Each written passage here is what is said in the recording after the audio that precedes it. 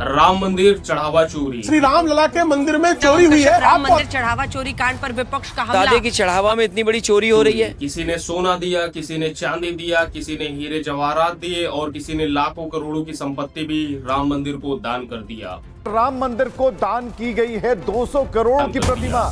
लेकिन क्या राम भक्तों की यह श्रद्धा सच में श्री राम के चरणों में अर्पित हो पाई, या कलयुग के राक्षसों ने मिलकर यह सारी रकम को डकार मारकर बैठ गाढ़ी कमाई का एक एक पैसा दान कर दिया। आज उसी मंदिर का चढ़ावा कटघरे में है।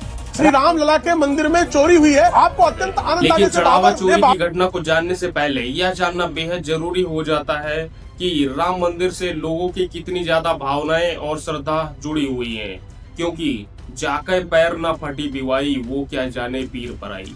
कहानी की शुरुआत होती है आज से लगभग 33 साल पहले 1992 में, जब कार सेवकों ने सुरक्षा घेरा को पार कर बाबरी मस्जिद की छत पर चढ़ जाते हैं और बाबरी मस्जिद को तोड़ देते हैं। इसके पहले और इसके बाद की कुछ क्लिप्स आप लोगों को और भी ज्यादा विचलित कर सकती हैं, जिसमें कुछ लोग यह नारा लगाते हुए भी दिख जाएंगे कि लाठी गोली खाएंगे लेकिन मंदिर वहीं बनाएंगे। लाठी गोली खाएंगे मंदिर वहीं बनाएंगे, लाठी गोली खाएंगे मंदिर वहीं बनाएंगे। उस समय उत्तर प्रदेश के मुख्यमंत्री रहे मुलायम सिंह यादव ने मुसलमानों से यह वादा किया था कि किसी भी कीमत पर बाबरी मस्जिद को तोड़ने से बचाया जाएगा। इसके लिए उन्हें जो भी करना पड़ेगा वह करने के लिए तैयार है। लेकिन इसके बाद भी राम भक्तों की श्रद्धा बिल्कुल भी कमजोर नहीं पड़ी। हमारी सरकार की पुलिस को गोली चलानी पड़ी, हमारी सरकार की पुलिस को गोली चलानी पड़ी। इसके पहले और इसके बाद के काफी भी प्रमाण आप लोगों को मिल जाएंगे। 70 साल तक मुकदमा चलता रहा, लेकिन आखिरकार 15 अगस्त 2020 को नरेंद्र मोदी ने वहां पर भूमि पूजन किया। आवाज दूर दूर तक जानी चाहिए। जय जय श्री राम, जय जय श्री राम। और साल 22 जनवरी 2024 को राम मंदिर का उद्घाटन किया गया। उद्घाटन के बाद ही राम मंदिर में राम भक्तों का तांता लग गया। लेकिन ठीक 2 साल बाद ही एक ऐसी घटना सामने आती है जिसने राम भक्तों की श्रद्धा को पूरी तरह से झकझोर कर रख दिया था। समाजवादी पार्टी के अध्यक्ष और पूर्व मुख्यमंत्री रहे अखिलेश यादव एक ट्वीट करते हैं, जिसमें राम मंदिर में हुई चोरी की पूरी जानकारी जनता को बताते हैं। यह पहली बार था जब जनता को राम मंदिर में हो रही चोरी का पता चलता है। कोई बता दे कि चढ़ावा में इतनी बड़ी चोरी हो रही है। आइए इस चंदा चोरी की घटना को विस्तार से समझने की कोशिश करते हैं।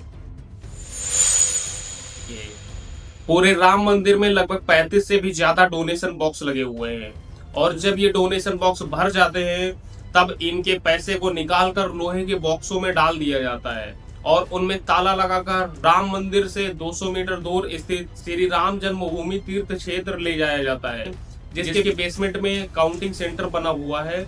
वहीं पर नोटों को अलग किया जाता है और उनमें 500 की अलग और 100 की अलग, और इस तरह से सब नोटों और सिक्कों को अलग अलग करके उनकी गड्डियां बनाई जाती हैं। तो वहीं पर इन पैसों की काउंटिंग करी जाती है। यहाँ पर नोटों, सिक्कों और ज्वेलरी को अलग अलग बॉक्सों में भरकर SBI बैंकों के बॉक्सों में भर दिया जाता है और सुबह होते ही उन बॉक्सों को SBI बैंक को पहुंचा दिया जाता है। राम मंदिर में अनुमानित लगभग हर रोज 9 से 13 लाख रुपए रोज चढ़ावा आता है, और यह तो लगभग अनुमानित ही है, और कभी कभी तो यह बढ़कर 50 लाख से भी ज्यादा हो जाता है। और इन पैसों को रखने और व्यवस्थित करने के लिए 2 शिफ्ट में काम चलता है। बेसमेंट में काउंटिंग सेंटर जो है उसमें लगभग 20 से 25 लोगों की 2 शिफ्ट चलती है और वहीं पर ये पैसा गिना जाता है। काउंटिंग सेंटर में SBI के कर्मचारी भी तैनात रहते हैं कि यह काउंटिंग अच्छे से हो पाए और लगातार सारी व्यवस्था के साथ यह काम आगे चल पाए। इसके साथ ही वहां पर हाईटेक CCTV कैमरास भी लगे हुए हैं और बहुत ही कड़ी सुरक्षा के बीच नोटों को गिना जाता है। फिर सवाल यह उठता है कि आखिर फिर चोरी हो कैसे गई।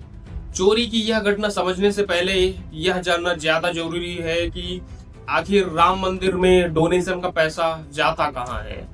भारत में जितने भी मंदिर हैं उन सब पर सरकार का कंट्रोल रहता है, लेकिन राम मंदिर के केस में यह बिल्कुल उल्टा है। यहाँ एक ट्रस्ट बना हुआ है श्री राम जन्मभूमि तीर्थ क्षेत्र। यही ट्रस्ट पूरे राम मंदिर में आए हुए डोनेशन के पैसे को मैनेज करता है और इसी ट्रस्ट के खाते में राम मंदिर का आया हुआ सारा डोनेशन का पैसा रखा जाता है। और इस ट्रस्ट में टोटल 15 लोग मेंबर्स हैं। सहयोग की बात तो देखिए, 15 में से 12 लोग बीजेपी और आरएसएस से ही ताल्लुक रखते हैं। यानी सीधा गवर्नमेंट का कंट्रोल ना होने के बाद भी पूरा राम मंदिर का ट्रस्ट का मैनेजमेंट और पूरा डोनेशन का पैसा गवर्नमेंट के कंट्रोल में ही इस टाइम चल रहा है। अगर भारत में स्थित किसी दूसरे मंदिर की अगर आप बात करें तो उसमें आप आरटीआई फाइल करके राम मंदिर में डोनेशन से आया जितना भी पैसा और उससे क्या काम हुआ और उस पैसे का पूरा हिसाब किताब आप जान सकते हैं। लेकिन राम मंदिर में जो ट्रस्ट बना है वो बिल्कुल एक प्राइवेट तरीके से रन किया जा रहा है।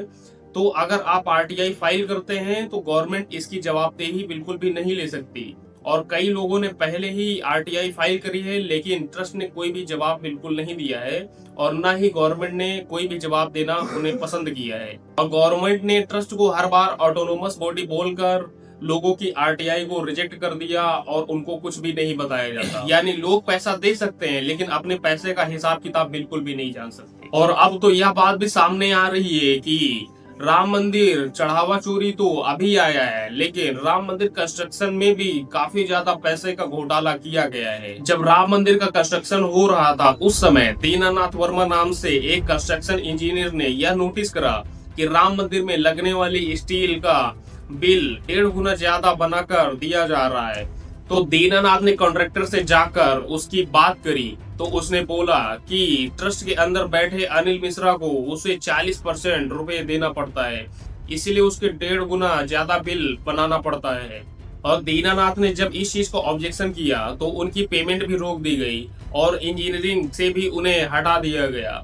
इसके बावजूद भी उन्हें जान से मारने की धमकियां भी आने लगी, लेकिन उस समय यह मामला वहीं पर दबकर रह गया। राम मंदिर उद्घाटन के बाद वहां पर इतना ज्यादा डोनेशन का पैसा आने लगा कि उस पैसे को ट्रस्ट मैनेज नहीं कर पा रहा था। इसके लिए उन्होंने बैंक से एमयू साइन करते हैं। इसके बाद बैंक के कर्मचारी वहां पर जाके खुद पैसे गिनते और उस पैसे को वापस बैंक में लाकर जमा करते। इसके लिए बैंक को इंटरव्यू लेकर लोगों की हायरिंग करनी थी, लेकिन इंटरव्यू तो छोड़ दीजिए, यहाँ हायरिंग इस बेस पे हुई कि कौन किसका खास आदमी है और जो लोग जुगाड़ लगा के वहां पर पहुंच गए उनको उस टीम में शामिल कर दिया गया ताकि घोटाला करने में और भी ज्यादा आसानी हो सके। अंगेन घात्रम नयने वक्त्रम न्यायेन राज्यम लवणेन भोज्यम। ट्रस्ट के चंपत राय के खास आदमी रमेश चतुर्वेदी और गगनदीप सिंह को मंदिर से बैंक तक पैसे ले जाने वाली टीम में ऐड कर दिया गया। चढ़ावे के पैसे को गिनने के लिए और बैंक में सही से पहुंचाने के लिए जो हायरिंग सही लोगों और प्रोफेशनल लोगों को रखना चाहिए था उसकी जगह किसी की चाचा, किसी के जीजा, ड्राइवर या किसी भाई को सबको भर लिया गया। पैसे को गिनने और ले जाने वाली टीम में शामिल भी कर दिया गया। जिनकी सैलरी मात्र 20 से 25 हजार भी नहीं होगी वह कुछ ही समय में करोड़पति बन गए। और 2 साल पहले जो साइकिल से चला करते थे आज वो लाखों और करोड़ों की गाड़ी में घूम रहे थे। किसी ने अपने आलीशान घर बनवा लिया और किसी ने अपना होटल, प्रॉपर्टी सब खड़ा कर दिया। ये लोग इतनी चालाकी से चोरी कर रहे थे कि किसी को थोड़ा भी भनक भी नहीं लगी, क्योंकि जब राम मंदिर से डोनेशन का पैसा काउंटिंग के लिए आता था तो उन नोटों को छांट कर अलग अलग करके गड्डियां बनानी होती थी और हर गड्डी में 100 नोटें रखनी होती थी।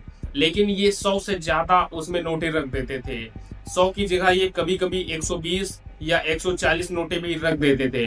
और उसके बाद जब यह डिपॉजिट करने ले जाते थे तो रास्ते में ही इनके कर्मचारी वहां पर वो पैसा निकाल लेते थे और उसके बाद आपस में ही ये बांट लेते थे। इसके अलावा काउंटिंग के टाइम ही ये 500 की नोटों की जो गड्डियां होती थी वो 1-2 गड्डी अपने जेब में रखकर टॉयलेट में छुपा देते थे और काउंटिंग खत्म होने के बाद वहां से ये पैसा निकाल कर अपने घर ले जाते थे और आपस में सब बांट लिया करते थे। लेकिन जो बैंक के कर्मचारी सिक्योरिटी के लिए रखे गए थे उनको जब शक हुआ कि 500 की नोटों की गड्डियां पहले के मुकाबले काफी कम होने लगी हैं, तो उन्होंने एक एक्स्ट्रा लेयर सिक्योरिटी बढ़ा दी और कुछ नए नियम कानून और बना दिए जिनमें किसी को भी जेब वाले कपड़े पहनना अलाउड नहीं था और आप लोग बिना जेब वाले कपड़े पहनकर ही अंदर जाना था। और इसके साथ ही और एक्स्ट्रा गार्ड्स भी रख दिए गए और जो सीसीटीवी कैमरास वहां पर लगे हुए थे उनकी रिकॉर्डिंग को बढ़ाकर 120 दिन स्टोर करने के लिए कहा गया, लेकिन टीम के किसी भी मेंबर ने कोई भी रूल फॉलो नहीं किया। वे जैसे पहले जा रहे थे वैसे ही पहले जाते थे, और जो रिकॉर्डिंग 120 दिन के लिए स्टोर करने के लिए बोली गई थी वह मात्र 45 दिन ही रखी जाती थी, और इसके बाद की पूरी रिकॉर्डिंग को डिलीट कर दिया जाता था। लेकिन जब बैंक कर्मचारियों का शक और ज्यादा गहराया तो उन्होंने चुपके से जो सीसीटीवी कैमरा लगे थे उसके अलावा और सिक्योरिटी कैमरास लगा दिए, जिसमें से छोटे छोटे कैमरा इधर उधर लगा दिए गए ताकि यह पता चल सके कि असली रीजन क्या है। और जब उन्होंने एक हफ्ते की रिकॉर्डिंग चेक करी तो सबकी आंखें फटी की फटी रह गई। उस चोरी में सबसे पहला नाम आता है अविनाश का, और उसका नाम सामने आते ही पुलिस और कर्मचारी को साथ में लेकर जब उसके घर में छापा पड़ता है तो वहां पर लगभग 50 लाख से भी ज्यादा की कीमती चीजें और कैश बरामद होता है। और फिर जैसे उसके बाद ही इसकी भनक विपक्षी दलों को लगती है, वह इसका मुद्दा उठाकर पूरी दुनिया के सामने रख देते हैं। भी तंत्र नहीं है कि कोई बता दे कि चढ़ावा में इतनी बड़ी चोरी हो रही है। और फिर सवाल सबसे बड़ा ये खड़ा होता है, दोस्तों, जब राम मंदिर से यह घटना सामने आती है तो लोगों का केवल धन ही नहीं चुराया गया था, बल्कि आस्था पर एक सबसे बड़ा गहरा प्रभाव पड़ा था।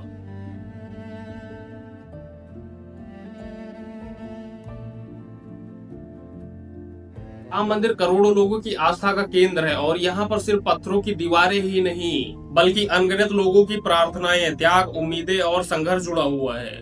इसलिए जब आप इस पवित्र स्थान से जुड़ा हुआ कोई विवाद सामने आता है तो उसका असर केवल समाचारों तक ही सीमित नहीं रहता, बल्कि हर व्यक्ति के हृदय तक जाता है जिसने श्री राम भगवान को अपना आदर्श माना था। लेकिन याद रखिए, भावनाओं में बहकर फैसला लेना उतना ही खतरनाक है जितना बिना सवाल किए हर बात पर विश्वास कर लेना। लेकिन सत्य को समय चाहिए, और एक सभ्य समाज वही है जो सत्य के सामने आने तक धैर्य रखे, लेकिन कभी सवाल पूछना बिल्कुल भी बंद ना करें। अगर इस वीडियो ने आपको थोड़ा भी सोचने पर मजबूर किया है तो चैनल को सब्सक्राइब कर लीजिए और वीडियो को लाइक कर दीजिए, क्योंकि आपका प्यार हमारे लिए कोई भी नहीं चुरा सकता। जय श्री राम, धन्यवाद।